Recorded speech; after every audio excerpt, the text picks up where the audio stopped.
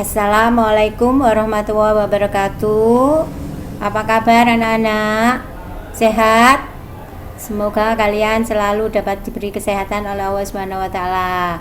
Sehat-sehat selalu dan lancar ya belajarnya di rumah.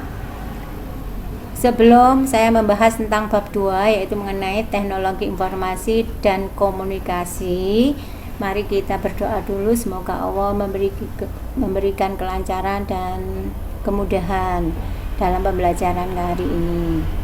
Ila hadrati Mustafa sallallahu alaihi wasallam. Al-Fatihah. A'udzubillahi minasyaitonirrajim.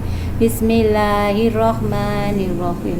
Alhamdulillahirabbil alamin. Ar-Rahmanirrahim. Maliki yaumiddin. Iyyaka na'budu wa iyyaka nasta'in. Ihdinas siratal mustaqim siratal ladzina an'amta 'alaihim ghairil maghdubi 'alaihim waladdallin amin. Bismillahirrahmanirrahim. Raditu billahi rabba wa bil islami dina wa bi Muhammadin nabiyya wa rasulah. Rabbi zidni ilma warzuqni fahma waj'alni minas sholihin. Bab materi hari ini mengenai teknologi informasi dan komunikasi. Kalau kita berbicara tentang teknologi, apa sih teknologi itu? Teknologi informasi maksud saya. Dan kalau komunikasi itu apa? Ya, teknologi itu yaitu serangkaian tahapan yang penanggulangan informasi yang meliputi penciptaan sumber-sumber informasi, pemulihan saluran informasi, seleksi dan transportasi informasi, penerimaan dan penyimpanan informasi dan penggunaan. Kalau komunikasi, apa komunikasi? Yaitu di mana kita menjalin hubungan atau komunikasi langsung, baik langsung maupun tidak langsung. Nah, gabungan dari teknologi informasi dan komunikasi adalah proses penyampaian informasi melalui pengolahan data yang melibatkan pengiriman dan penerimaan informasi dengan penggunaan simbol tertentu. Nah, pada zaman sebelum mengenal tentang informasi yang lebih canggih, kita mengenal sejarah dulu teknologi informasi dan komunikasi. Sejarahnya yang pertama yaitu pada tahun 3000 Masehi.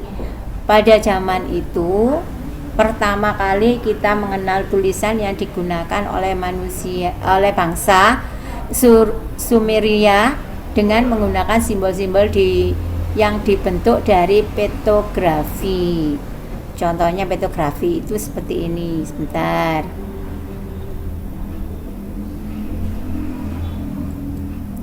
Ini contohnya. Ini adalah contoh pektografi, yaitu menggunakan simbol-simbol saja karena waktu itu masih belum begitu detail ya, jadi menggunakan simbol. Misalnya kalau kita mau komunikasi dengan dunia luar, misalnya dengan orang lain atau apa, itu menggunakan simbol-simbol.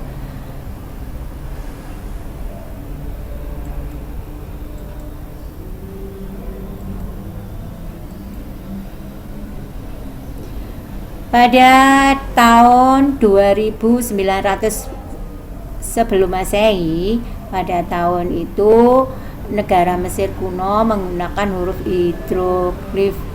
Hieroglif merupakan bahasa simbol di mana setiap ungkapan diwakili oleh simbol yang berbeda. Jika simbol-simbol tersebut digabung menjadi satu rangkaian akan menghasilkan sebuah arti yang berbeda. Bentuk tulisan bahasa hieroglif ini lebih maju dibanding dengan tulisan Sumeria. Yang ketiga yaitu pada tahun 500 Masehi. Nah, manusia pada waktu itu sudah mengenal cara membuat serat dari pohon petrus yang tumbuh di sekitar Sungai Nil. Serat petrus dapat digunakan sebagai kertas. Kertas dari serat pohon petrus menjadi media untuk menulis atau media untuk menyampaikan informasi lebih kuat dan fleksibel dibanding dengan lempengan tanah liat yang sebelumnya digunakan sebagai media informasi. Pada tahun 105 Masehi, pada masa ini bangsa yang berhasil menemukan kertas, yaitu bangsa Cina, ditemukan kertas yang kita kenal sampai sekarang. Kertas yang terbuat dari serat bambu yang dihaluskan, disaring, dicuci, kemudian diratakan, dikeringkan sehingga menjadi lembaran kertas yang nantinya dipakai untuk menulis seperti kita gunakan sampai saat ini. Yang berikutnya, setelah kita mengenal sejarahnya, kita mengenal media pengantarnya. Apa media? Yaitu alat untuk melakukan atau kegiatan komunikasi. Alat-alat tersebut dibedakan menjadi dua, yaitu alat komunikasi kuno atau tradisional dan alat komunikasi modern yang kita kenal sampai saat ini. Alat komunikasi tradisional yaitu alat yang masih kuno, masih sederhana, yang alatnya dibuat secara manual atau menggunakan keterampilan tangan. Contohnya yaitu di sini ada kentongan, daun lontar, lonceng, burung merpati, prasasti, trompet dari tanduk hewan, trompet keong, asap, serat petrus, dan petografi. Contohnya media alat komunikasi ini adalah kentongan, ini daun lontar yang sudah dibentuk sedemikian sehingga untuk menulis sesuatu di sini. Orang zaman dulu itu melakukan seperti ini. Terus ini ada lonceng, biasanya lonceng kalau sekarang itu masih ada ya, kita mendengar ding gitu. Oh ini jamnya ada pergantian jam, misalnya ada yang masih menggunakan bel seperti ini. Merpati, ini hewan yang sudah terlatih untuk mengirim ya, kalau zaman dulu karena pos itu masih belum ada, menggunakan merpati untuk menyampaikan surat. Terus ini yang berikutnya yaitu ada prasasti. Kenapa dinamakan prasasti? Di situ dituliskan suatu kejadian atau terjadinya suatu di tempat tersebut, misalnya ada kerajaan dan lain sebagainya. Terus ini ada trompet dari kepala hewan. Trompet, tahu kan trompet yang biasanya ditiup? Biasanya kalau di zaman dulu ada trompet mesti ada panggilan, misalnya ada kegiatan ngumpul atau rapat dan lain sebagainya. Zaman dulu ya, zaman pada waktu itu masih yang sifatnya masih kerajaan. Terus yaitu ada trompet dari keong. Ini trompet dari keong. Asap.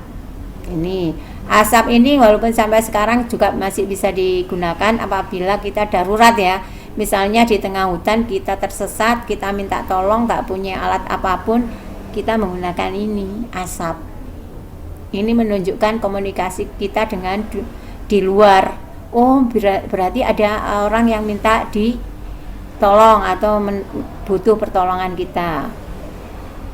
Terus yang berikutnya yaitu pohon petrus ya. Pohon petrus ini yang diolah, diambil seratnya sehingga menjadi lempengan seperti ini, terus dibuat menulis orang zaman dulu. Nah ini yang dinamakan pitografi yang dipakai orang Mesir ya. Nah ini adalah alat komunikasi tradisional yang digunakan pada saat itu. Yang berikutnya yaitu media komunikasi modern. di mana medianya itu sudah canggih, sudah menggunakan mesin. Nah, alat yang digunakan di sini ada surat kabar atau koran. Tentu kalian tahu koran apa sih, koran, surat kabar. Dengan kita membaca koran itu kita bisa komunikasi dengan dunia luar. Oh, di sana terjadi sesuatu dan lain sebagainya. Contohnya sekarang wabah corona, ya. Terus radio. Ternyata zaman dulu itu kita termasuk radio itu merupakan alat komunikasi modern. Dengan radio kita bisa mendengarkan berita dari luar. Televisi yang sudah modern lagi, di mana kita bisa melihat orangnya, gambarnya, dan melihat keadaannya. Selain itu kita juga bisa mendengar suaranya dengan televisi, ya. Terus ada faksimili. Nah, di sini biasanya kita mengirim berita dimasukkan di alat faksimili itu, contohnya seperti ini, hampir seperti fotokopi. Nah, beritanya kita kirim lewat sini, nanti akan terkirim di orang yang kita tuju. Terus ada telepon. Waduh, telepon kalian sudah tahu kan, telepon kalian sudah mengenal sekali. Ini loh telepon. Nah, apalagi yang namanya HP. Nah, ini HP, setiap hari kita komunikasi dengan menggunakan alat HP. Bahkan pembelajaran sekarang karena dampak COVID-19, kita daring dengan menggunakan HP. Terus ini ada handy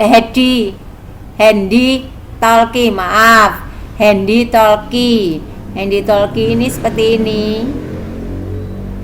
Biasanya kalau kita mengadakan suatu acara, biar kita nggak usah mondar-mandir, kita pakai ini. Jadi kita misalnya di sini butuh tempat duduk, jadi nanti ada orang yang sudah kita hubungi sehingga bisa mengirimkan langsung. Tuh. Terus ini komputer dengan perangkatnya sekalian, ya. Nah, dengan komputer kita bisa melakukan kegiatan komunikasi lewat apa? Internet.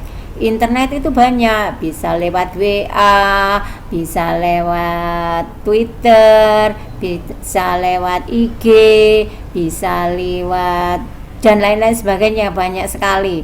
Nah, itu merupakan contoh alat komunikasi modern. Nah, dari alat komunikasi modern yang sudah saya uraikan di atas. Nah, kalau kalian mau praktek, ya, peralatan dan bahan untuk membuat peralatan TIK, di sini ada yang namanya bor. Bor berfungsi untuk membuat atau memperbesar lubang. Wah, ini bornya, gambar bornya ini. Yang B yaitu gergaji. Gergaji sudah tahu ya semua, gergaji setiap hari kalau bapak kita atau orang tua kalian mau memperbaiki apa-apa, misalnya kita bisa menggunakan gergaji untuk memotong, ya toh. Nah, terus yang berikutnya yaitu tang. Alat digunakan untuk mencekram dan memotong benda.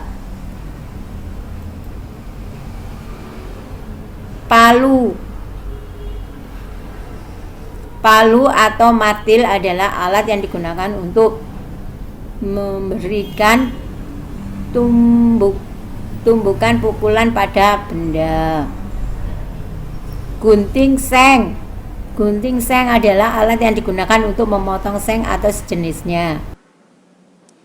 Ketam berfungsi untuk memperhalus permukaan kayu. Saya akhiri sampai di sini dulu. Wassalamualaikum warahmatullahi wabarakatuh.